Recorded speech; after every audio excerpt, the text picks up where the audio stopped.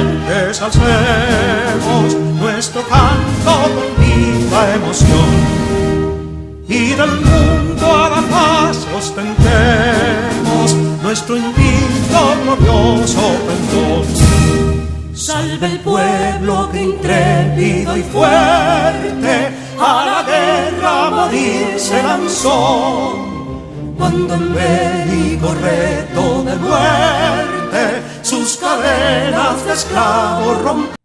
Unos países ampliamente desarrollados, con alta tecnología, con recursos suficientes, con muchas personas preparadas, muchas personas expertas en materia de conocimiento como de humanidades, de psicología, de psiquiatría, de sociología, de antropología, que conocen cómo ha sido la evolución de la conducta del hombre y el por qué. ¿Por qué hoy están sentados entonces diplomáticos de Putin y diplomáticos de Donald Trump? Sentados en una mesa, después de mucha muerte, sentados en una mesa como cada guerra. Todas las guerras que hemos tenido han concluido en una mesa. Posiblemente, si hay una guerra nuclear, ni habrá mesa, ni habrá hombres que negocien y conversen. Habrá cenizas. Habrá un mundo que se ha exterminado por la ambición del hombre, por la codicia, por la mala formación de la estructura mental de una sociedad alienada y encaminada a destruirse entre uno y otro. No debe de ser.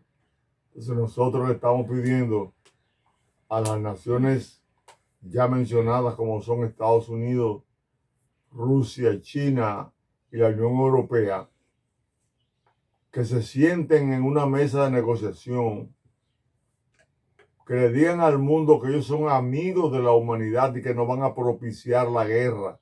Sabemos que es una lucha de intereses que ha habido en la humanidad desde tiempos inmemoriales hasta hoy, lo sabemos. Pero el desarrollo de la inteligencia emocional, más el desarrollo de la inteligencia artificial, cuando vemos el desarrollo de la flexibilidad actitudinal, donde yo puedo ceder, tú puedes ceder una parte, disminuimos las ansias, las ambiciones, la codicia. Entonces nos sentamos, porque no puede ser que después de tantos miles de muertos, a veces millones de muertos, entonces se sienten a negociar. Rusia ataca a Ucrania, la OTAN respalda a Ucrania, Estados Unidos invierte una cantidad increíble de recursos económicos y de materiales bélicos, y luego ahora viene un nuevo gobierno en los Estados Unidos y se sientan ya los diplomáticos buscando la unidad. Ojalá que la puedan encontrar, el cese a esa guerra que ha causado tantas muertes.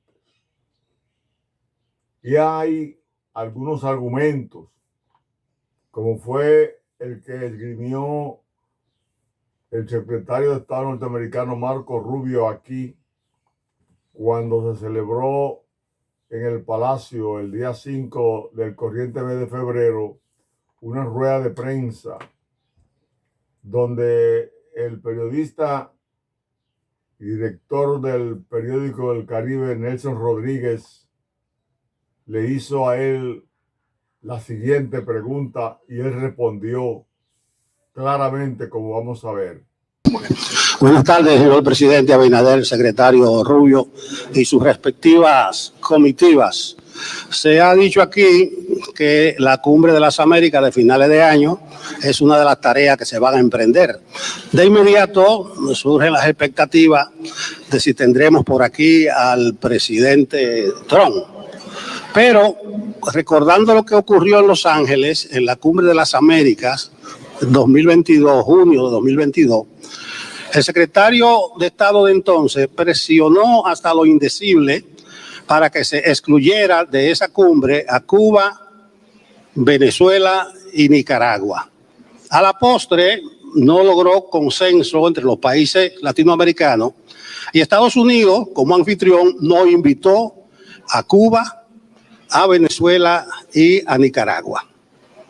Secretario Rubio, usted acaba de decir que esos tres gobiernos son enemigos de la humanidad. Una expresión muy fuerte. Si usted conociera el verbo popular del dominicano, le dirían, bájele algo. O sea, que atempere la expresión. Pero si mantiene el tono alto, ¿estaría Estados Unidos en condiciones de presionar para que no se invite a la Cumbre de las Américas a esos tres gobiernos? O en caso contrario, no asistiría a la cumbre si esos tres gobiernos enemigos de la humanidad son invitados, como van a ser invitados, no me cabe la menor duda. Yo conozco por experiencia previa la decisión del presidente Abinader al respecto. No asistiría, no compartiría Estados Unidos con esos tres gobiernos. Bueno, primero esa decisión a quién van a invitar le corresponde a la República Dominicana, porque ellos son los que van a hacer ese evento. En términos de cómo yo describo, yo no sé qué otra manera de hablar de un régimen, por ejemplo, que ha forzado a casi 8 millones de sus ciudadanos a abandonar a Venezuela en los últimos 10 años, que encarcela, tortura, asesina a inocentes. En el caso de Cuba, más de un 10% de la población ha abandonado el país, que tiene encarcelado en este momento más de 400, 500 personas, incluso niños jóvenes de 16, 17 años, porque salieron a manifestarse en las calles. Y en el caso de Nicaragua, que acaba y sigue cayéndole arriba a todos los oponentes, todos los candidatos a la presidencia nicaragüense fueron encausados por la justicia o la falta de justicia en Nicaragua. Hasta están deportando monjas, le han declarado la guerra a la Iglesia Católica y a todos los religiosos y han convertido el país en una dinastía familiar donde hay una copresidencia. Así que no sé quién se ofende, pero no son como yo puedo describir a esos regímenes de otra manera. Y no solamente son regímenes que le hacen eso a su propio pueblo, pero son regímenes que han contribuido, los tres, a la instabilidad de la región. Todos los países de la región han tenido que pagar hasta cierto punto el precio de la instabilidad que existe en esos países. La ha caído encima de todos los demás. Y en el caso de Venezuela, que coopera con Irán, con Hezbollah, con Hamas. En el caso de Cuba, que le ha dado albergue a espionaje chino y presencia rusa. Así que esa sigue siendo mi opinión. Ojalá que haya un cambio en esos países. No lo espero que entre hoy en diciembre vaya a pasar. Pero esa es la manera que yo hablo de esos regímenes, porque es la realidad de cómo se han comportado. Quisiera yo que no fuera así, pero así ha sido por mucho tiempo, desafortunado y lamentablemente. ¿Compartirían mesa con esos tres gobiernos en diciembre? Los gobiernos ellos pueden cambiar, los regímenes pueden cambiar y parar de violar los derechos humanos de tantas personas y de abusar. Sería perfecto si lo hicieran. Pero yo creo que la política funciona bien cuando hablamos claro, no los confundimos. Y yo no estoy confuso. Ya vieron cómo concluyó Marco Rubio. Ya vieron que él habló de que, por ejemplo, habían tres naciones enemigas de la humanidad en América. Y habló de Venezuela, de Cuba y de Nicaragua, que están auspiciadas entonces, como él planteó, por grandes naciones, incluyendo China. Así como se ha declarado que esos países de América Latina son enemigos de la humanidad, así las grandes naciones que están en pro y en contra de ellas deben declararse amigas de la humanidad y desde esa concepción de amigas de la humanidad influir en esas tres naciones para que ellas vayan inclinándose lo más posible hacia una democracia plena, una democracia donde haya respeto de parte y parte, una democracia que tenga la concepción de Duarte, el manejo de la ley, cuando Duarte dice que la ley es la regla a la cual deben acomodar sus actos, así los gobernantes como los gobernados. En el mundo tiene que haber leyes para todos. Cada uno debe de cumplirla. Nos negamos a entender que la contenido, las normas, deberes contenidos en la Carta de las Naciones Unidas no sirva de guía para el trato entre las naciones. Nos negamos a creer eso. Hay que aplicarla, hay que entenderla, hay que enseñarla, hay que educar al mundo en constitución, en reglas y normas que puedan regir los países para que haya paz, desarrollo, alegría. No es necesario tener, señores, guerra siempre. ¿Para qué? Para destruir lo que debemos defender, que es la vida. Nosotros entonces demandamos y solicitamos que las naciones grandes ya mencionadas se declaren amigas de la humanidad, amigas de la democracia, amigas de la ley, amigas del sentido del deber, del respeto al derecho humano, del respeto a la dignidad humana. Ya es tiempo de que haya una mejor redistribución de la riqueza. Si quieren que se sienten las grandes naciones, hagan un balance de los recursos que hay en el mundo. Piensen que cada uno puede subdividírsela, esas riquezas, pero con los países que las tienen, que la poseen, de los países que son dueños, para que entonces se lleguen a acuerdos de explotación de esas minas, de los recursos que sean, con el consentimiento de las partes. Ya es hora de que la sensatez llegue a la mente de los que dirigen al mundo. Están actuando como locos. Cuando usted propicia la guerra, cuando usted quiere resolver las ventajas de la vida matando a la gente, usted ha tratado o ha intentado o está demostrando que todavía tenemos un salvajismo prehistórico en la mente. Hay que tener cuidado con eso, señores. Y los dominicanos, nuestro país, tiene derecho a hacer esa demanda al mundo para que sean amigos de la humanidad. La República Dominicana tiene una historia que, si la vemos desde la formación de los trinitarios para salir del yugo haitiano, para lograr la independencia, esa separación del pueblo haitiano, desde esos trinitarios hemos concebido la paz, la lucha por organizar nuestro pueblo. Eso lo planteó Duarte. Sé unido lo primero y así apagaréis la tea de la discordia. Sed unidos lo primero y así apagaréis la tea de la discordia. El mundo no puede vivir en discordia. Duarte tuvo un pensamiento profundo. Lo anidaron los trinitarios, lucharon y el 27 de febrero se logró la separación de Haití. ¿Qué ventaja ha tenido la República Dominicana con esa separación? Para muestra un botón, ¿cómo está Haití? Anarquizada, empobrecida, llena de asesinatos, dictaduras permanentes, sin haber encontrado la ruta hacia la conformación de un Estado-nación que apunte a tener una democracia de calidad, una democracia donde al final se pueda hacer lo que hay que hacer, que es que se cumpla con la ley a través de un Estado social y democrático de derecho, que la realidad de ellos le permita tener. No se ha podido. Nosotros nos libramos de la anarquía haitiana al separarnos de ellos.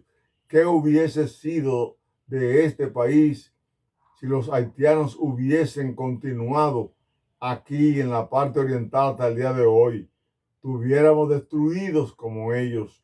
La anarquía nos hubiese llegado porque hombres y mujeres que tenían poco tiempo, que habían salido de la África de la esclavitud y habían continuado la esclavitud, aquí tomaron el poder sin pasar por un proceso de transformación mental que le permitiera a ellos poder llevar a cabo una transformación como la que hemos llevado nosotros, que éramos criollos ya de España, colonizados por España realmente, pero llegaron muchas naciones, muchos pueblos aquí, muchos árabes, otros pueblos de Europa se vincularon aquí y en nuestra independencia no lo destruimos.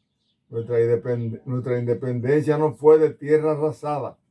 Nuestra independencia fue de un país que hoy demuestra que más temprano debimos habernos separado de ellos. Y nosotros hemos seguido la ruta. La independencia fue defendida con más de 12 batallas. La independencia nacional. Cuando hubo el momento en que se anexó a España de nuevo este país, fueron derrotadas las tropas españolas en la guerra restauradora. Cuando surgieron dictadores, como fue el caso de Buenaventura Báez, que tuvo 6 años de prácticamente ser un dictador y que lo intentó varias veces, y le podemos poner la categoría de dictador, finalmente terminó yéndose rico, pero surgió otro que fue Lili y fue ajusticiado el 26 de julio de 1899. Y viene las tropas norteamericanas, nos invaden en 1916 y durante 8 años hubo rechazo y combate contra ellos de una manera u otra. Y surgió un gobierno democrático que cometió el error de la prolongación y parió una dictadura, la dictadura de Trujillo. Pero esa dictadura de Trujillo fue decapitada el 30 de mayo de 1961 y surge un gobierno democrático y le da un golpe de Estado para volver al pasado de opresión. Y hubo un levantamiento del seno militar apoyado por los civiles el 24 de abril de 1965 en cumplimiento del artículo 161 de la Constitución de 1963 del gobierno honesto de libertades públicas del profesor Juan Bosch. Tratamos de reponer ese gobierno. Hubo una oposición de parte de tropas dominicanas y de la embajada norteamericana que venían narigoneando el país desde el complot para matar a Trujillo hasta ese momento de la Revolución de Abril. Ellos tenían el control del país a través del triunvirato y no permitieron que la juramentación de Molina Oreña valiera, se mantuviera hasta que volviera al país el profesor Juan Bosch, por quien se luchó para que retornara junto con la Constitución sin elecciones, porque las elecciones fueron el 20 de diciembre de 1962 y había que darle cumplimiento, pero no fue así. Vino entonces esa invasión norteamericana y dejó instalado un gobierno que fue el gobierno de Joaquín Balaguer, porque previamente se negoció con Francisco Alberto Camaño de Ño, presidente constitucional en armas, para que hubiera un acta de reconciliación dominicana y un acto institucional que permitiera un gobierno provisional como se logró, pero que traicionó a los constitucionalistas cuando atacaron al Matún el 19 de diciembre y se luchó y se venció y se luchó contra las tropas americanas antes de las negociaciones el 15 y 16 de junio y eso fue lo que llevó a las negociaciones. Si los americanos hubieran entrado el 15 y 16 de junio en Ciudad Nueva y derrocan el gobierno de Camaño, el gobierno constitucional en armas, en ese momento hubiera surgido ya una dictadura más para la República Dominicana. Pero no fue así. El pueblo dominicano ha sido defensor de su soberanía y defensor de su democracia, como se demuestra que Balaguer llega al poder, dura 12 años de una dictadura ilustrada y fue derrocado por la fuerza del PRD dirigida por José Francisco Peña Gómez los PRDistas llegaron 8 años al poder, mediatizado porque hubo una trampa en el 1978 que le quitaron 4 senadores para que el Senado, que era quien nombraba a los jueces, fueran nombrados no por el PRD, sino por el Partido Reformista, que se adjudicó los 4 senadores. No obstante a eso, Balaguer volvió 8 años después al poder, pero volvió sin sacrificar las libertades públicas, sí, con las mismas mañas de la corrupción que le transfirió al PLD. Pero ustedes vieron que el PLD duró 20 años y fueron derrocados porque habíamos continuado la lucha contra la corrupción desde que Camaño declaró el 24 de mayo en el periódico La Nación, que salió publicado el 25 de mayo, que la revolución, entre otras cosas fundamentales, se debió a la corrupción. Y los constitucionalistas hemos mantenido durante todos esos años una lucha contra la corrupción. Y en los constitucionalistas la hemos mantenido y la tuvimos contra la modificación arbitraria de la Constitución de la República que quería hacer el gobierno de Danilo Medina. Y continuamos trabajando todavía hoy hasta luchar contra la ignorancia cívica. Surge el gobierno de Luis Abinader producto de la lucha contra la corrupción que asumió en conjunto para unificar al país la Marcha Verde. Esa Marcha Verde cometió un error que fue ir al poder conjuntamente con Luis Abinader y no ayudar a mejorar las condiciones de la democracia en República Dominicana, de su calidad en cuanto a la educación cívica, ética y moral, que se logró gracias a la Constitución del 2010, esa oportunidad con el artículo 63, numeral 13 de la Constitución, que obliga a educar en Constitución, que obliga a educar en valores patrios para la convivencia pacífica. Si la Marcha Verde y el grupo que la estaba patrocinando y organizando hubiese logrado la transferencia de mando de un gobierno que luchara contra la corrupción, como hizo Luis Abinader desde el principio y demostrado hasta hoy, cuando ayer 21 nombra a una de las mujeres pilares del derecho honesto de la República Dominicana, Jenny Berenice, la afirma como Procuradora General de la República, es un acto de justicia y de esperanza para la paz, porque luchar contra la corrupción es luchar a favor de la paz. No hay nada que le haga más daño a un pueblo que la corrupción administrativa y la violencia de Estado. Y la República Dominicana marcha, gracias a que surge ese gobierno, producto de toda una lucha. En el 16 de agosto del 2020 llega Luis Abinader y se ha mantenido. Y él mismo ha dado un paso hacia la calidad de la democracia y la paz cuando establece el candado constitucional para detener de manera legal los límites de los propósitos mesiánicos y caudillistas de los líderes del país. Aclaró eso y es un paso grande que nos da la moral a nosotros los dominicanos de llamar la atención a los países grandes del mundo para que luchen por la paz y defiendan también la democracia que nosotros hemos logrado a fuerza de lucha, de sangre, dolor y luto. La hemos logrado. Entonces, ya los Estados Unidos están obligados ante el mundo a defender la democracia liberal que ellos instauraron y no propiciar dictaduras militares. Y así también tratar de no violar la soberanía de los pueblos. Ni Estados Unidos, ni Rusia, ni China, ningún país del mundo tiene derecho a violar la soberanía de los pueblos. Y se ha seguido avanzando y nos da moral para eso. Cuando el Tribunal Constitucional emite la sentencia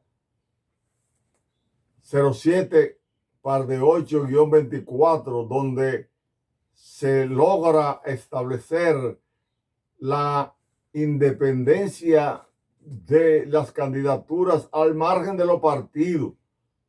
Por más que los partidos políticos se reúnan y presionen a la Junta tiene que saber que no se puede dejar presionar de los partidos, sino darle cumplimiento a la ley. La Junta no es extraterrestre. La Junta sabe, y el Tribunal Constitucional sabe, y el país sabe que los partidos políticos han monopolizado la condición que ellos tienen de ser que a través de ellos se lleven a cabo las candidaturas. Ese monopolio, ellos le han sacado pingües beneficios. Se han negociado candidaturas. No se están eligiendo los hombres y mujeres a cargos electivos por mérito y profesionalización, ni tampoco los partidos, que este mes recibirán 33 millones de pesos mensuales y serán unos 400 millones por un año que recibirán los grandes partidos. No son capaces de invertir el 10% que señala la ley 33-18 en educación, y no son capaces de poner en práctica el artículo 34 de la Constitución, que ordena educar en valores patrios, cívicos, éticos y de conocimiento del manejo del Estado. Para tener un gobierno eficiente, tiene que haber 3 poderes del Estado preparados para enfrentar el reto de una sociedad pacífica, de una sociedad que respete los derechos, de una sociedad cuyos miembros que la representan velen por la fiscalización y control de la redistribución de los recursos que el pueblo paga con impuestos. Este país, por la lucha que ha sostenido de manera coherente, permanente, pese a un sinnúmero de situaciones, obstáculos políticos, económicos, militares que se han tenido que vencer, pese a todo, nos encaminamos como una nación de ejemplo en América Latina y el mundo.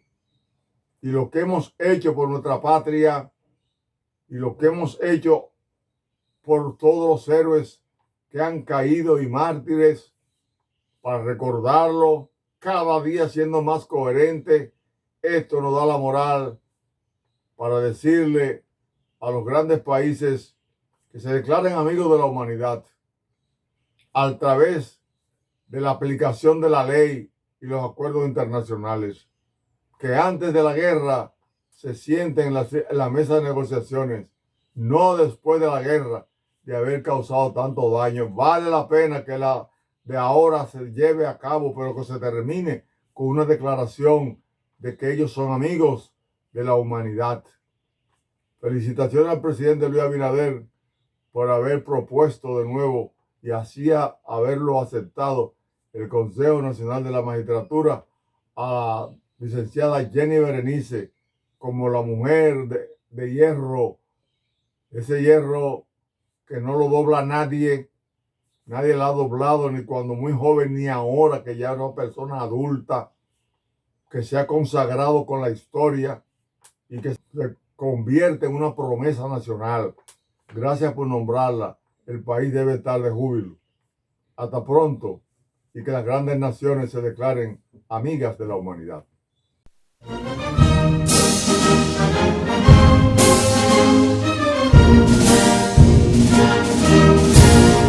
Quisqueyanos valientes alcemos nuestro canto con viva emoción, y del mundo a la paz ostentemos nuestro invicto glorioso pendón.